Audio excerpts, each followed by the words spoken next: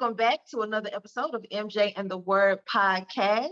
Y'all, today we are introducing you to something a little bit different. This is what we call hot topics. So instead of our typical spoken word show and going along with what we have already scheduled, we throwing in a little something extra, okay, on the fly.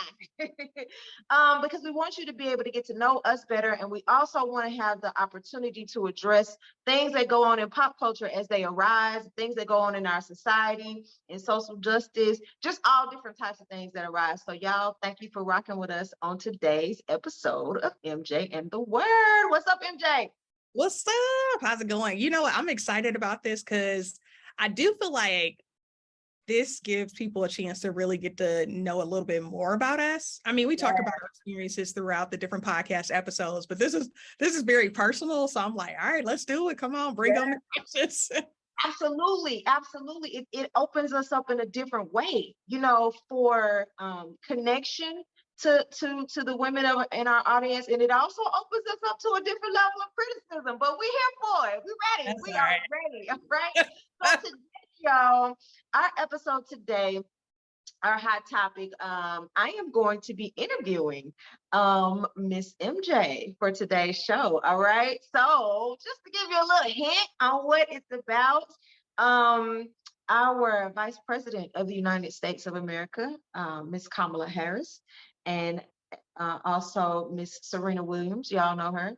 Also Justice Ketanji Brown Harris, I think I said it right. Yes, Jackson. I'm sorry, Ketanji Brown Jackson. They all have something in common with MJ. What it is and what our topic is today, y'all. Today we are talking about interracial marriages, and this can be a touchy subject, and not just interracial marriages in general. We are specifically talking about Black women who are dating and or marrying outside the race. Mm-hmm. All right, let me just let that. I feel a sizzle. I already know, like, people gonna be like, well, I'm used to it. I've heard different opinions about, oh, Black love, you should be promoting Black love. You such a, diehard Black woman, and you advocate for other Black women. How dare you? I've heard it all. So, but then I've heard other women celebrating, like, girl, good for you. You find somebody who loves you. It don't matter who they are. So I'm used to it. Let's go for it then. So y'all, like I said, I'm going to be interviewing MJ because MJ is in an interracial marriage. And would you also call it interfaith as well? Is that how you would identify that? Yes, interracial, interfaith, intercultural too, because we are from two different countries. So I'm from the US and he's from Turkey. So yep. Okay. So, yeah, that's a lot of titles right there, and that's deeper than what we like to say. The swirl, okay? Is she down with the swirl? These phrases, these different phrases have changed over the years, and you used to call it jungle fever, and just some of it negative. A lot of times negative connotations, and I want to let our audience know as well. One reason why we decided to go ahead and address this hot topic now is because we actually had one of our listeners to inbox us, or actually send us a DM on IG talking about this topic and like, hey, y'all address this. And we already had something in the works for it. And I wrote our listener back and said, we're about to address this soon. So, stay tuned. And we were like, all right, let's go ahead and throw it out there now. So likewise, if you all have different topics that are burning in your heart, Black women, you want us to address it, girl, hit us up, DM us, inbox us. Send us a message, MJ and the Word podcast on all social media platforms. All right. So MJ, thank you for being an open book, girl. You're welcome. Glad to be here. Y'all, so let's jump in. So just give us a little bit, before I get into any questions, give us a little bit. I'm BJ Word, by the way. I don't know if I said that today.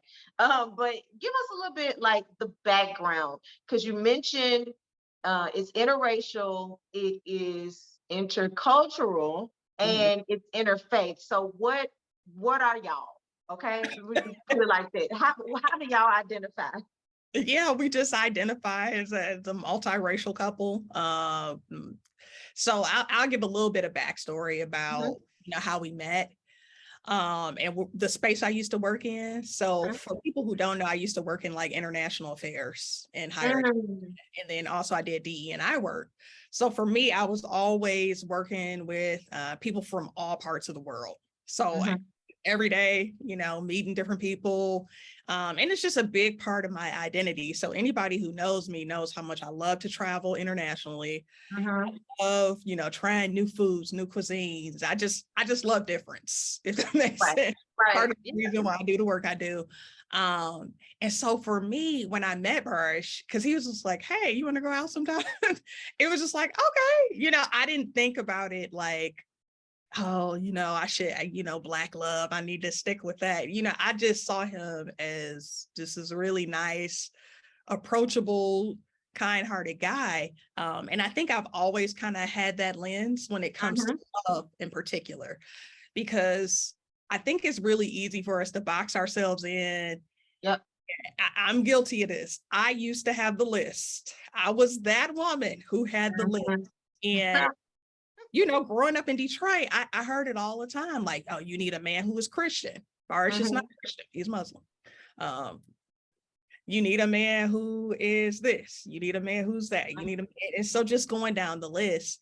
And I made up my mind in college. I was like, screw this list. I get rid of the list, because I felt like if I would have stayed in that little box of, okay, he has to be all these things, then I would have never met him.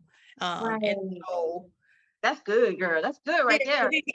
Yeah. So I just reached a point, where I was just like, I don't want to box myself in anymore like this. And I know we're going to get to this later and talk about church, but a big part of the reason why I had that long list at first was because I was taught, within my church and within certain circles, like no, you have to marry this type of person. You have to be with this type of person. And I'm glad I kind of expanded, my mindset and became exposed to other things, because that's good. I think it's so important that you brought that up, and we promised y'all a church episode. You actually got 2 episodes coming, but so I won't dive too deep into that. But I think it's important that you touched on that, at least because I think a lot of these ideas that we have, particularly negative ones about interracial marriages, intercultural marriages, these things are coming from the inside of our culture, y'all. This is why it's important for us to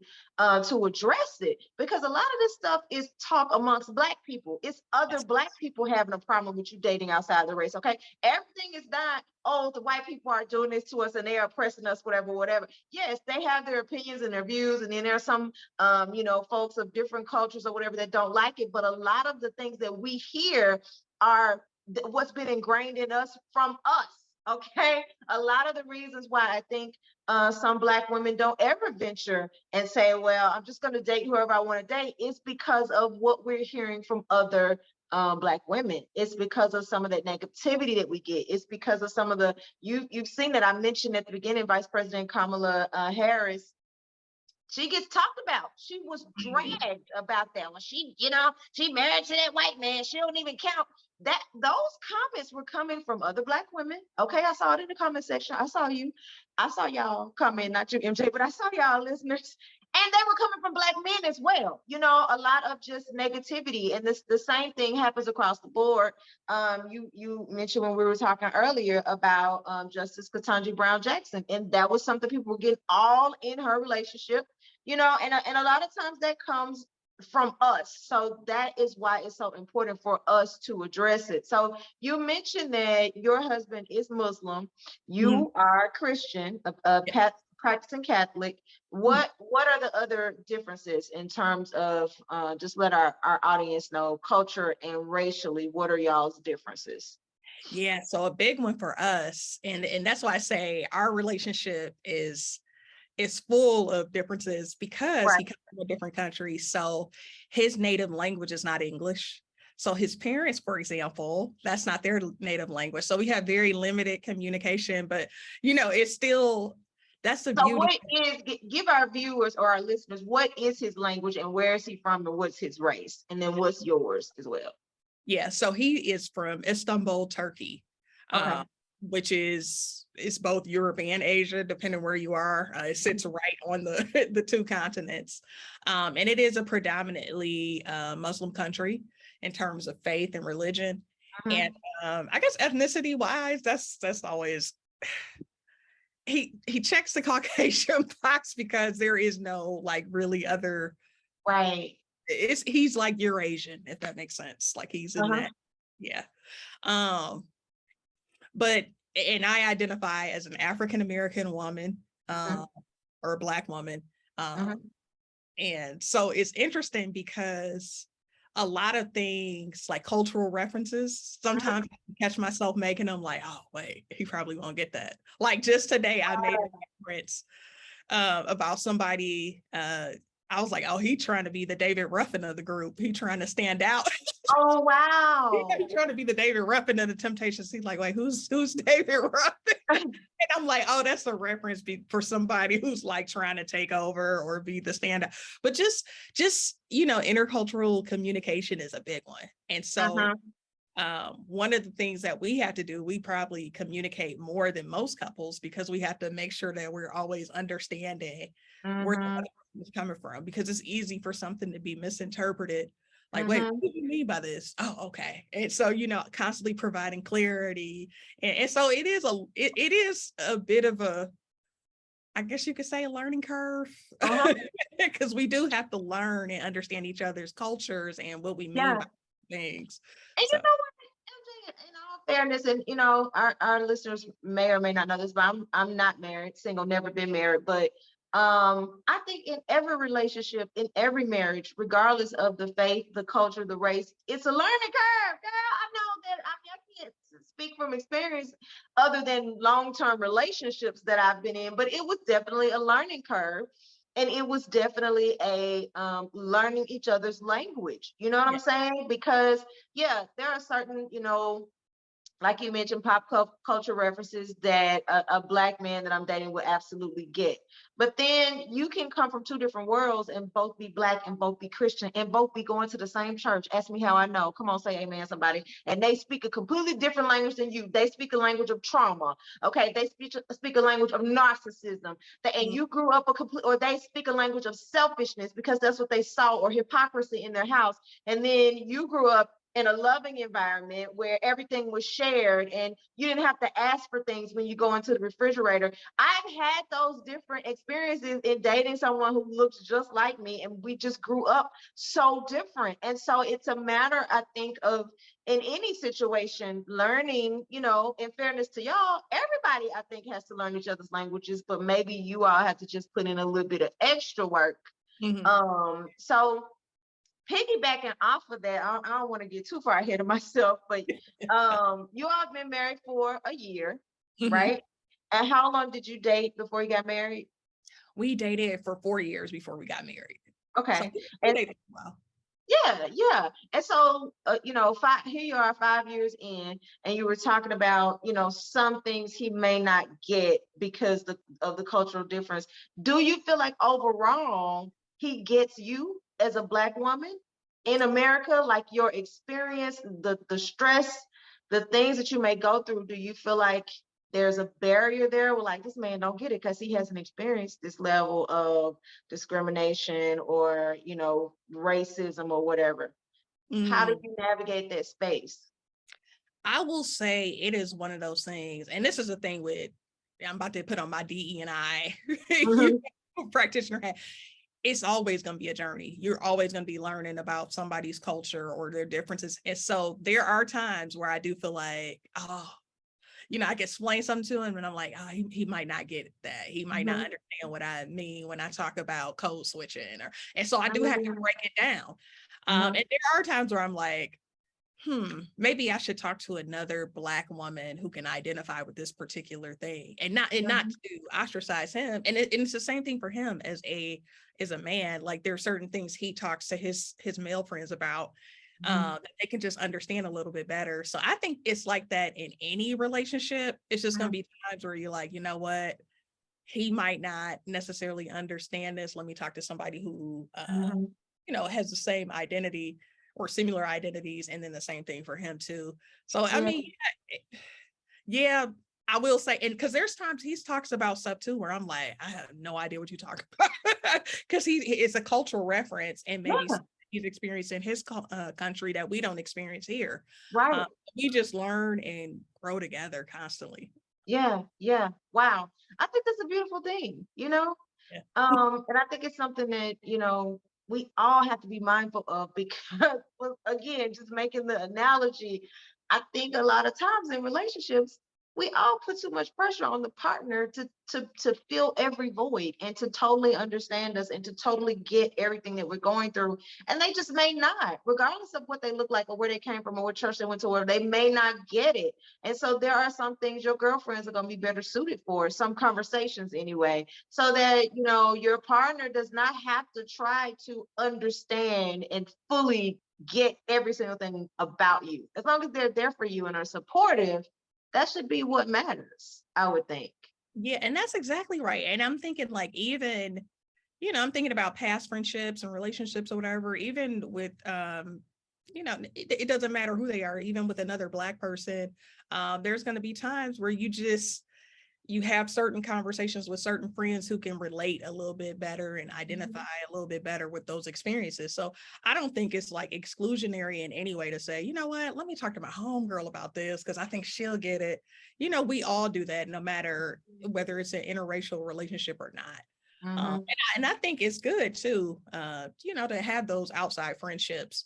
But it's also important to talk within your relationship too about the things you experience and go through.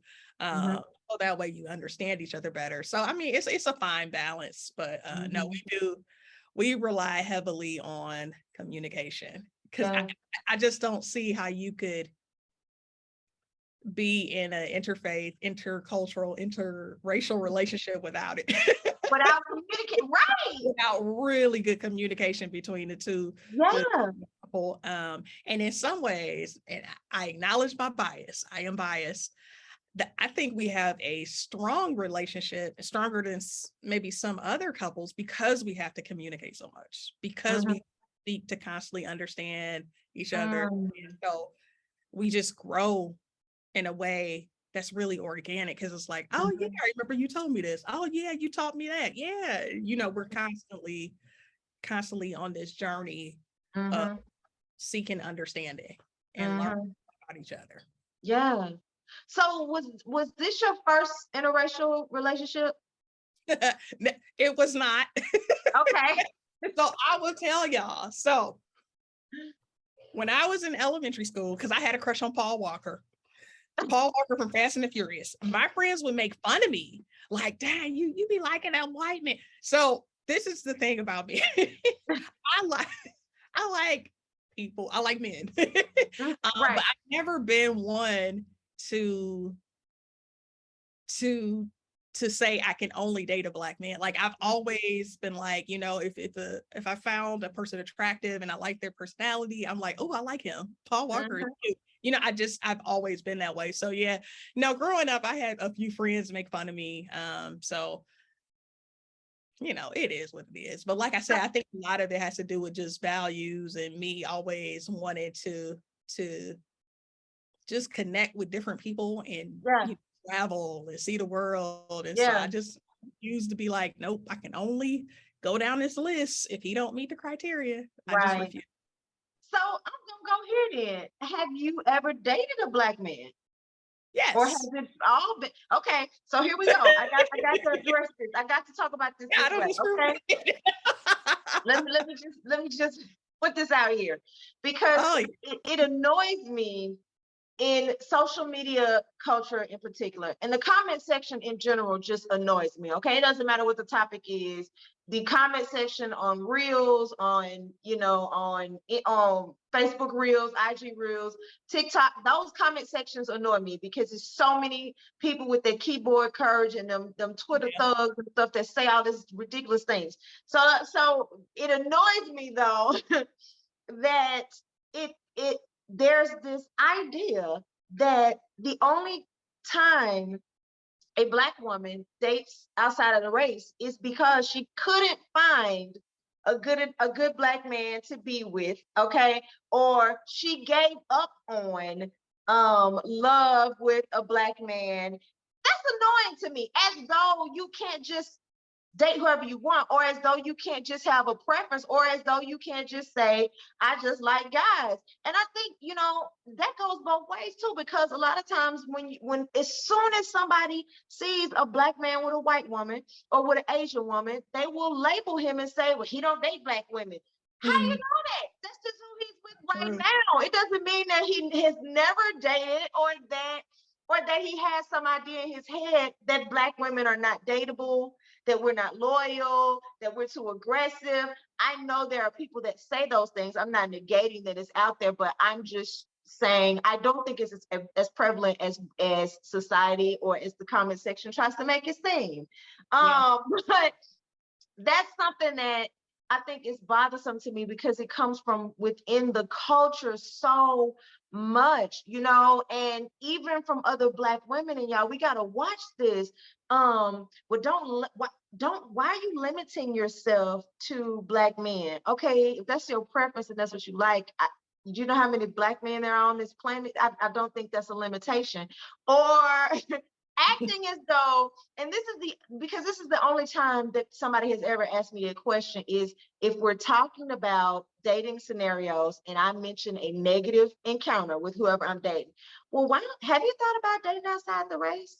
As though that should be done as a, well, girl, you done tried everything else, so now you need to go do this, or the problem is that you only are dating this one race of people. So if you got to, get outside the race in order to find love or whatever. And so here you are, somebody who has just done it all across the board. Not like that. Well, not like that. Yeah, but no, I've never been one to get so caught up in race, the race of a guy. Because let's be clear. Yeah, I had a crush on Paul Walker, but I had a crush on Idris Elba too when he played Stringer Bell in in The Wire. So it's like it's just one of those things. I never looked at it as, I'm giving up on Black men, or I'm giving up on a certain race of men. It was never like that for me. But I know there are some people. I'm glad you mentioned that, because some people do kind of feel like, well, I've tried this for so long, maybe I should try something new. And I say be careful with that, like, because people are people. At the end of the day, preach. My husband sit on the couch and drink beer just like any American, any American guy. So like, people are going to be people. We all have some commonalities. And just because you date someone of a different race, you can't go into it with the assumption of it's going to be drastically different than what you've experienced in the past. That's not necessarily the case. Like it really doesn't boil down to race. It really boils down to values, personality, the things that make that person outside of it. You get what I'm saying? So like, I think you gotta be really careful with that. Like, oh girl, I'm done with Black man. I ain't like, know. Because somebody could say that about white men, or they could say, I'm done with Latino men, they all the same. Or I'm done with Asian men, they're all the same. And I think, the ladies clutch your pearls. Y'all gonna get mad at me right here. But a lot of times when you keep on finding the same person in different people, is some on the inside of you that's attracting that person with the low values, or that's a negative person, or that's a liar or a cheater. If you keep on coming across that, whatever race it is, 9 times out of 10, even if you say, well, I'm done with that, I'm gonna go over here and do this, you're gonna end up finding that there too, until you check what's on the inside of you that's allowing you to tolerate that type of nonsense. So girl, I think that it's also, you mentioned about and not to say that you've done, that you just out here just loose, but I was like, wait a minute. I think you've explored the world a little bit more than the average person, and I'm not even talking about just international travel, but I'm talking about even in your local areas. You're the type of person that goes to different things, Israel festival, or so I think the more you're exposed to, the more a variety you're going to see. The more, if you only go to Black events, 9 times out of 10, you're going to meet Black people. Right. If you go to a lot of different cultural things and you have a lot of different types of friends and a lot of different types of people, you may end up dating any person because the exposure is different. Exactly. And that's the thing, like, because BJ is exactly right. I'll be at the Greek festival one day, the Japan festival the next. I just like going to different festivals because I love food. I do not discriminate when it comes against food either. So, and just, I like music and culture. And that's the thing. If you're exposed to it all the time, like if you're in different environments where you have the opportunity to meet different people, then, it's just, you're more likely to be like, oh, okay, you know what, you're a great person. And you start seeing the person beyond just their race or their ethnicity or their nationality. So right. That's why I think it's important for people to travel to or to go to events, and I support Black owned businesses. I love going to Black events, but I think it's good to kind of broaden your horizons sometimes, just to kind of have exposure to different cultures and people.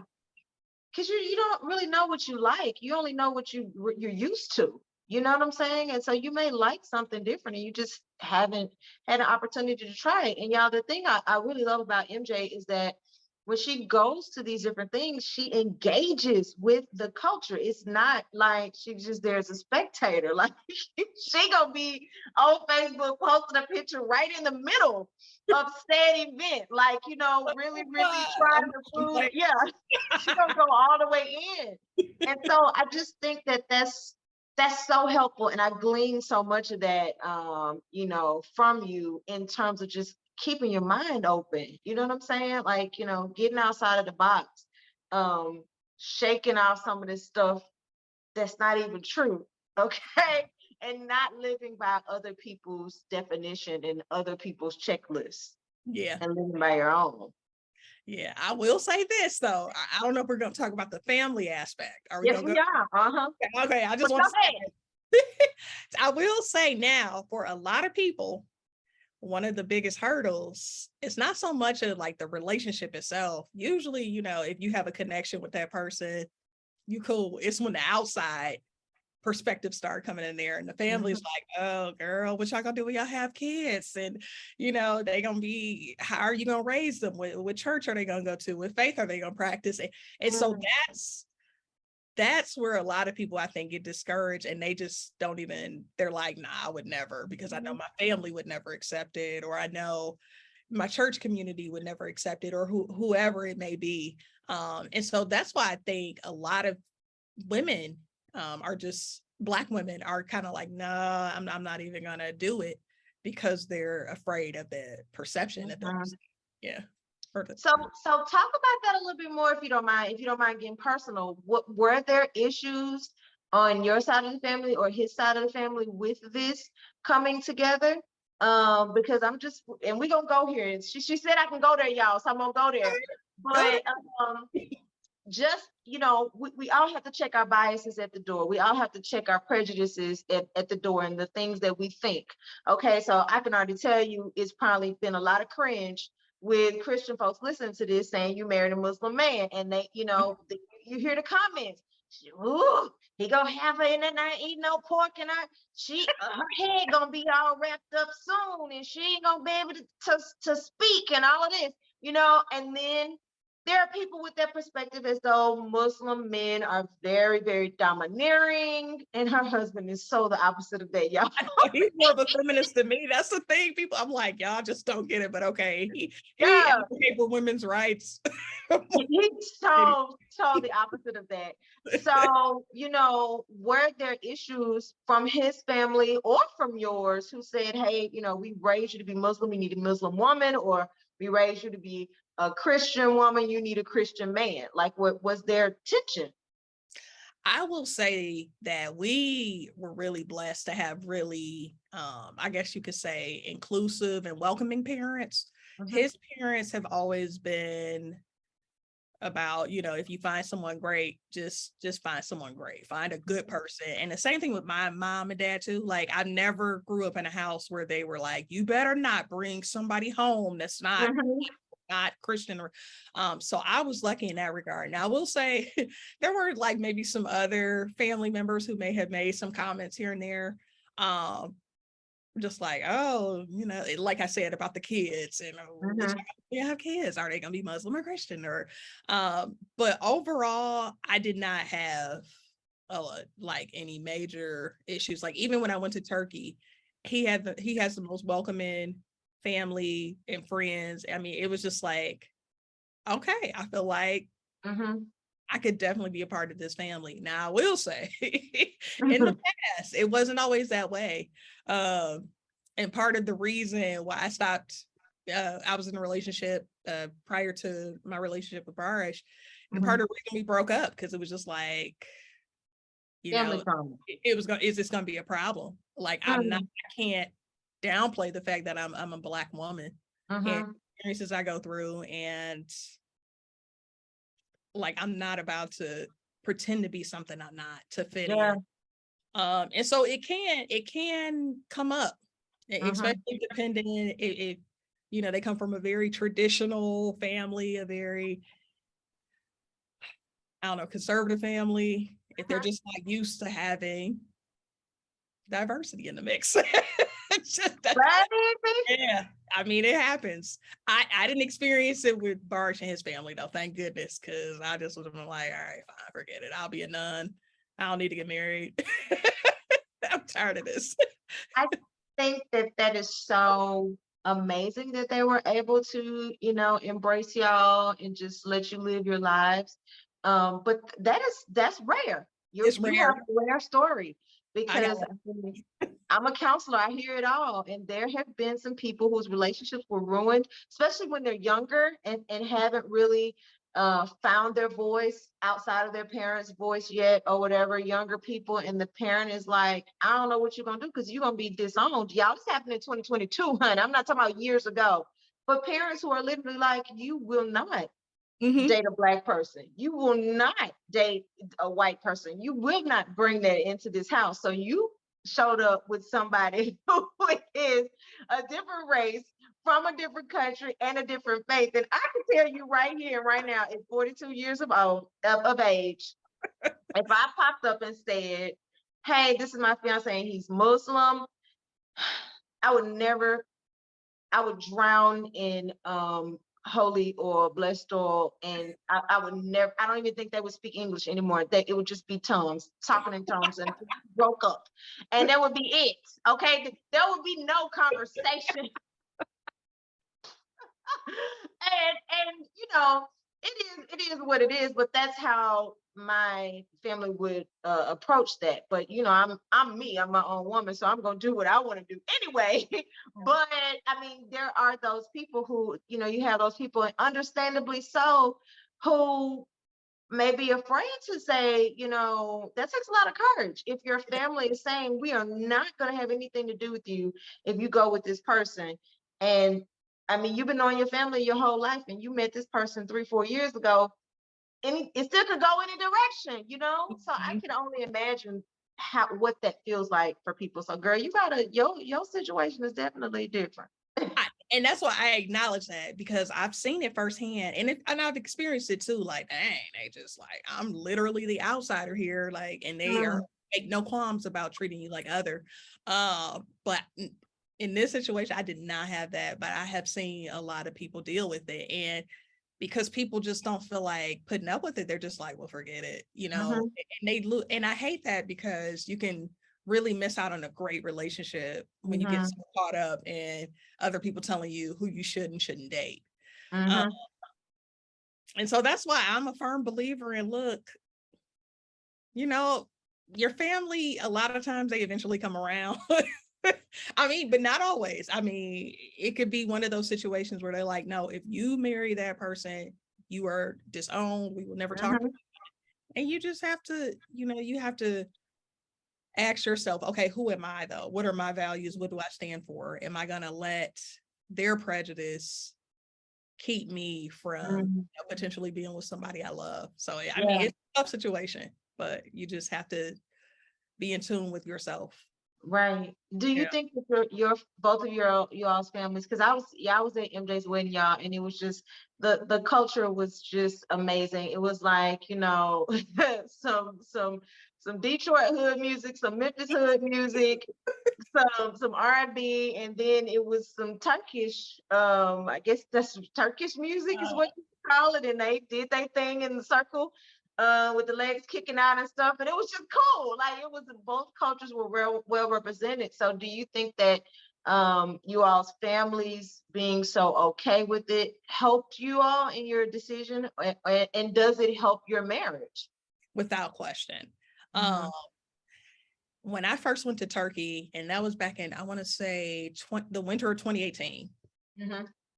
When I first went there, I was like, okay, this is gonna determine if I can handle this. And to Mhm. be honest, I mean, even though I knew, I was like, I think his family is gonna be great, but just going there and really engaging with them, even though there was a language barrier, I Mhm. just felt like, okay, I feel completely accepted. I feel welcomed. I feel like if something, and this is something we have to think about too, like if we do have children and something were to happen, I think our children would be perfectly fine with their grandparents here in Turkey, Yeah. or here, even my dad, or so, I think about all of that, and Mhm. just looking at like their values. What do Mhm. they believe in? What do they do? And just, they're genuinely good people. So absolutely. And that's with any relationship though. Like Yeah. if the family supports, it does make a huge difference. Without Yeah. it, like Bonnie and Clyde against the world. Right. So it helps. And you mentioned again that a lot of those things are with any relationship, and I think that something that I've always heard all my life is people saying, well, when you date outside the race, marriage is already tough.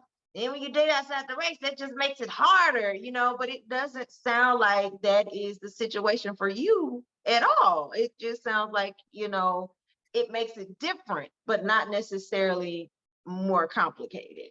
Exactly. Yeah. And I've Mhm. heard that all the time. Like people were even saying that to me. Like, oh, if you marry somebody who's not Black, it's gonna be difficult. And I'm like, Mhm. is it difficult, or does it just require communicating differently and communicating more often and just, explaining certain stuff to each other? And given that communication is like the key staple, like the key foundation for any good relationship, Mhm. that's why I say I feel like in some ways our relationship is even more solid because we rely on that so heavily to Yeah. ensure that we have that intercultural communication and we're understanding Right. each other. So So while we're on this, kind of talking about myths and rumors and just things that people think that are not true. So let's hit this up real quick. How do you all handle or deal with those difficult conversations surrounding race when something is going terribly wrong in the country? Okay, and just for the background for our audience, but of course, Mary and Barge both, MJ and Barge both live here in the U.S., so mm, they have been around and been together through George Floyd. I think y'all were already get together during the Ahmaud Arbery and Brianna, and just all of these things where the country was just on fire. Okay. And then through some interesting presidencies, um, he who shall not be named, stirred up people and had folks out there climbing over the wall. And so, what do those conversations look like for you all, coming from two totally different backgrounds? mm, How do you deal with that when you're dealing with, I'm sure, maybe the racial tension from in a different way than he's dealing with it, because the myth is, hey, you ain't gonna be able to talk to him, he ain't gonna understand, where he white. First of all, he's Turkish, but some folks just say everybody's white if they're not Black. Okay. So that's what some people say. So he's white, so he ain't gonna get it. And undercover, just because he married a Black woman, that don't mean he ain't racist. And if, things push come to shove, they get into an argument, he's gonna be calling her the N-word. So how do you all deal with, like, what are those conversations like for y'all in the house when there's been an uprising? Yeah, and that's a really good question. So it's no secret that I cried about the Breonna Taylor situation. Especially it felt like for the longest, like there was not going to be any justice for Breonna Taylor. And he watched me cry in the living room, and we had a really good conversation about not just what it's like to be Black in America, but what it's like to be a Black woman. And I think for him, when he saw me in that vulnerable state and just explaining what misogynoir is, right? The unique experiences of being both Black and woman in America. I think there was a certain empathy that he felt for the first time. Because especially when you come from another country, it's easy to say like, well, we deal with these issues, similar issues. We have war, we have this, we have that. But to me, the US, there is no other country that has this racism embedded in its fabric. Yes.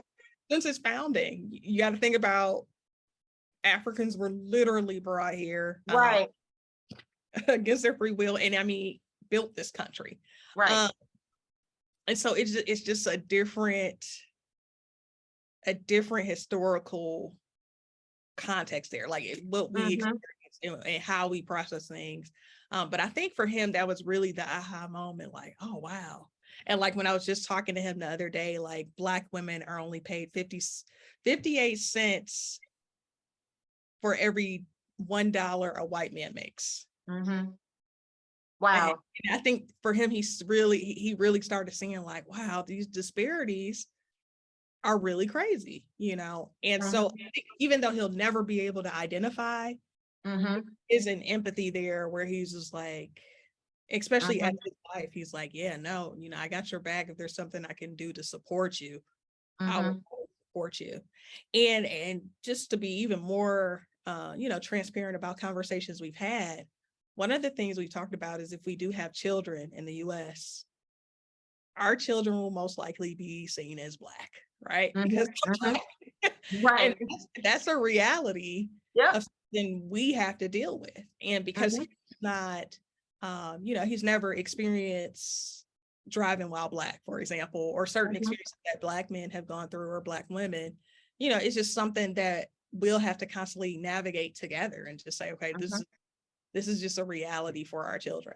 But one thing, and let's be clear, he's experienced some stuff too, because when we were at Auburn University, somebody made a racist comment. It was related to like, it was like a Middle Eastern racist term. But I was ready to fight. And he was as a cucumber. I was like, what he just call you? He called him Al Qaeda. Wow. And I was like, oh no, right. For him, he didn't process it with the same anger. And he was even like, well, I get it. Some Americans may have certain perceptions about Muslim people because of what happened with 9/11. I'm like, that doesn't make it okay though, for somebody. Yeah. But it's interesting how people in America, how we may process certain things, and then how other countries respond to certain, slurs and name calling too. So just even seeing that dynamic was for me, I was like, why are you so calm? Yeah. With me, I'd have been like earrings off, like, nah, it's going down. You just call me out.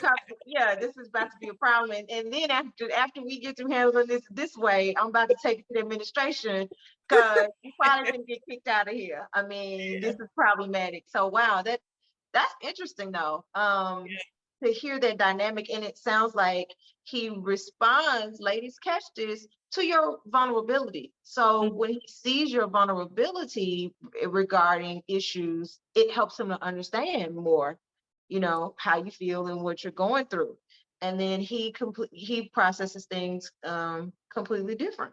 Yeah. And that's the thing, like, I don't think you have to be Black to support a Black woman. Right. That's in some ways that's a form of allyship. He's an ally. And in those situations when I'm like, dang, we not getting paid enough. Mhm. There's no justice when Black women are killed unjustly, and all the other things. So that, to me, allyship is almost like you need that in any relationship too. Uh, Right. like you need somebody Yeah.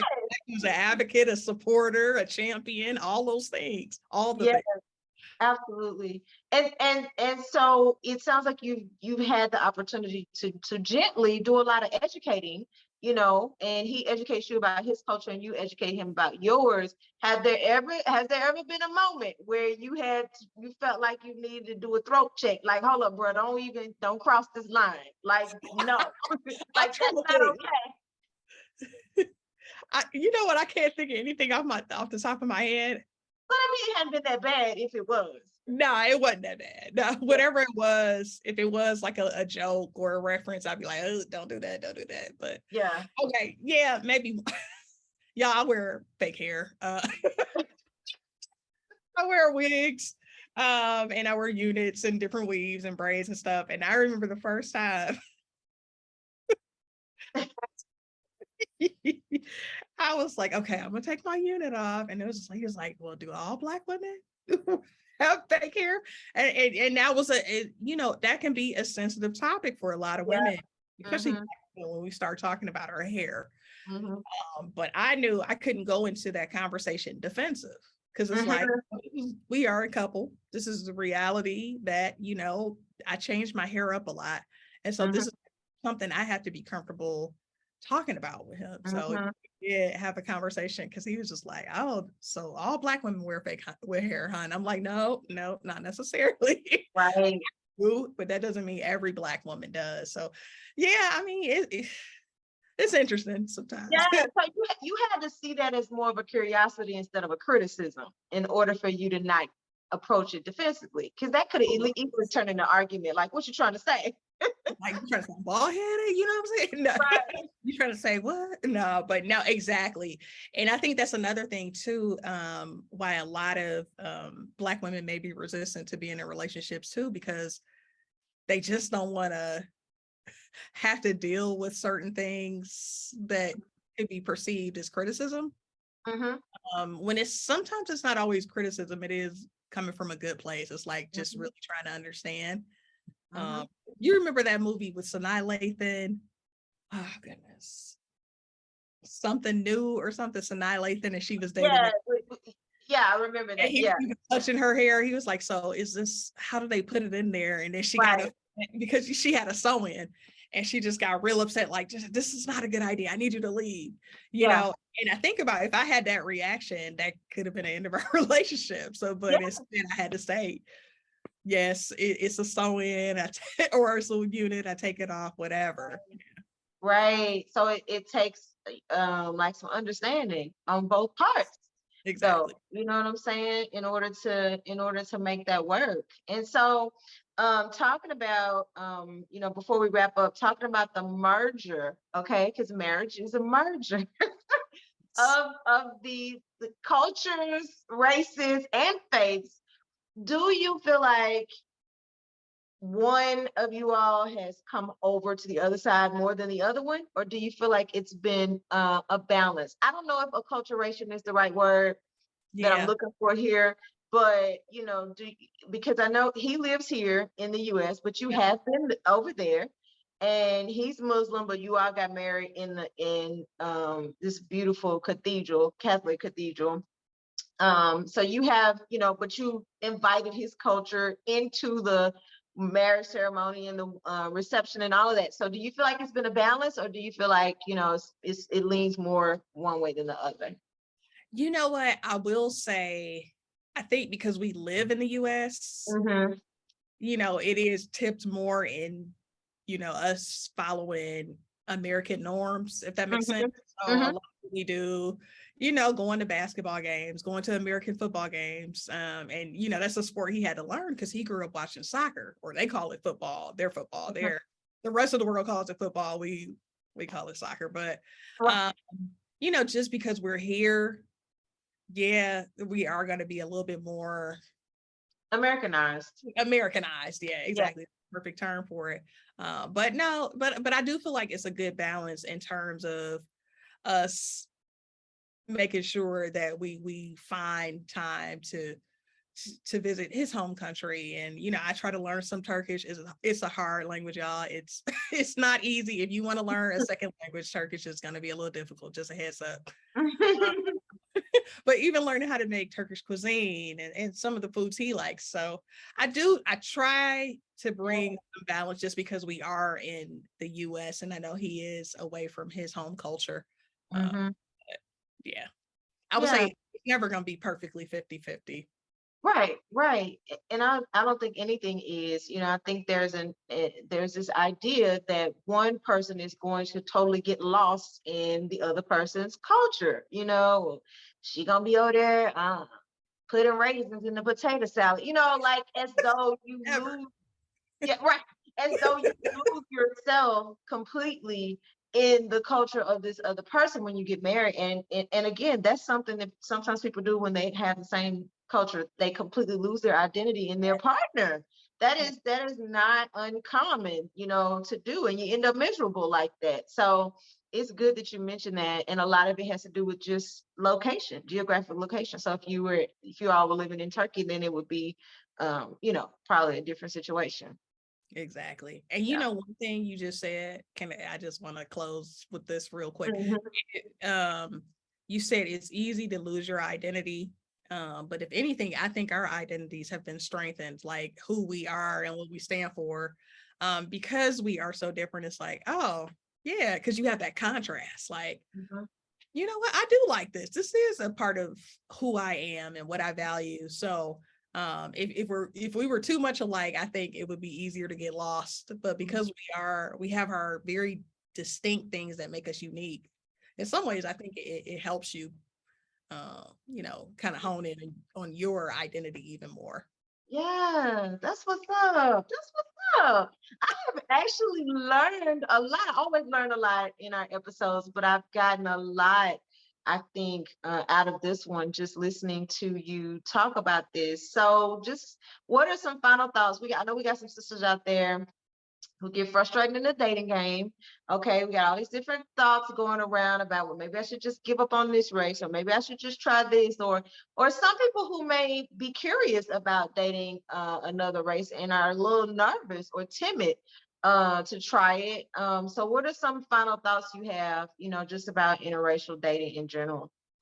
Yeah, I think the first thing I would say, to avoid dating a person just because you're kind of giving up on another group. I would say if you go in with that mentality, you're never really going to see that person for who they truly are. Like, you want to go into it seeing their full authentic self, not that you're running from something or trying to escape anything, but you want to build something that's authentic because you like that person. So I would say make that number one. And then the second thing is, like,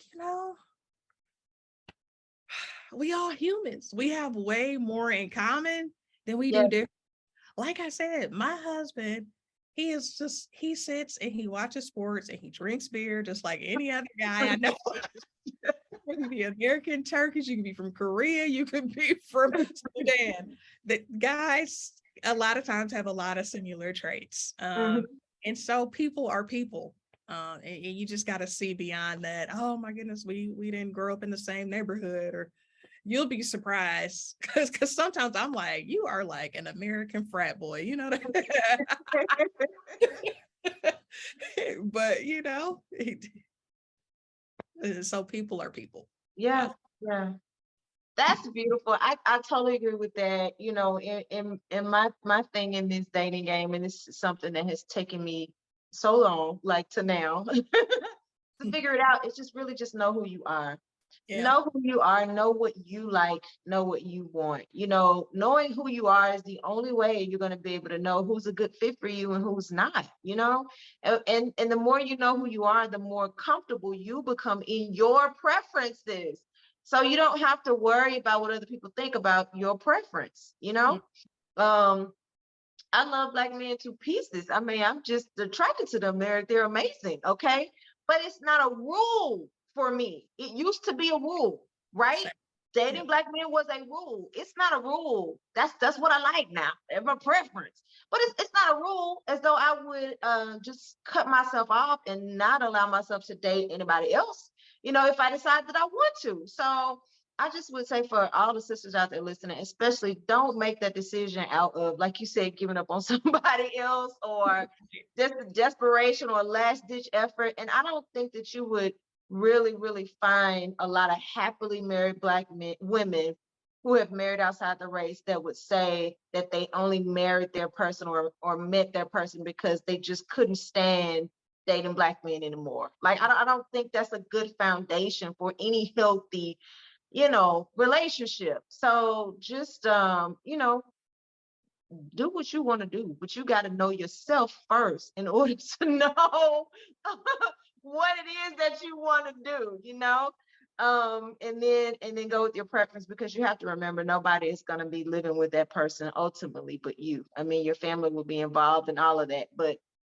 ultimately you're going to have to be the one to deal with your decisions. So we hope that you all enjoyed this hot topic.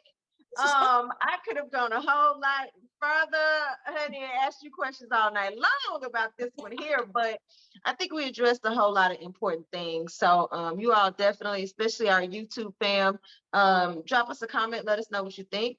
We drop new episodes every Tuesday, you all. So DM us, inbox us, let us know what you think about this episode in particular. If you, maybe we'll run this back on season 2 and have a guest. I would love to hear from some other women's perspectives, because they may have a different story than yours. So maybe we'll run this hot topic back, because it was good. Next week, we drop part 1 of our first 2-part podcast. Honey, okay, let me tell y'all this before we go. Y'all got some girls. What you say? Girls. You hear me? You gonna have to go buy you some new pearls to clutch. All right. Your homework for all of our listeners, if you have not listened to Church Girl by Beyonce, you need to go and listen to the song so you can have a little bit of a frame of reference, okay? Because next Tuesday, we drop Reactions of a Church Girl, part 1. And then the week after that, we will drop Reactions of a Church Girl, part 2. So not only will we be reacting to some parts of the song, really, we are going to be reacting to our experiences growing up as church girls. Mm-hmm. I don't want to tell y'all too much, but we about to go there, y'all. And we both I ironically grew up in the same denomination, and we've had some, a lot of church girl experiences, okay? And we are about to talk about this from the standpoint of, has the church done more harm than good to the souls, the emotions, the mental health of Black women overall? We about to get some keyboard warriors. Is that what you call them? Yeah. Come on, bring on your keyboard courage. Yeah. Because, MJ and I, other than these hot topics episodes where we really are talking about, specific things and specific people, we don't name call, we don't talk about people, we're not talking about anybody's specific church, but we aren't going to be talking about some of our own personal experiences and some of the things that we've had to heal from as a result of being church girls. And church is not something that you should have to heal from, okay? It's not something that you should have to get freedom from, the type of freedom that B is talking about in this song. Like, you got to break free.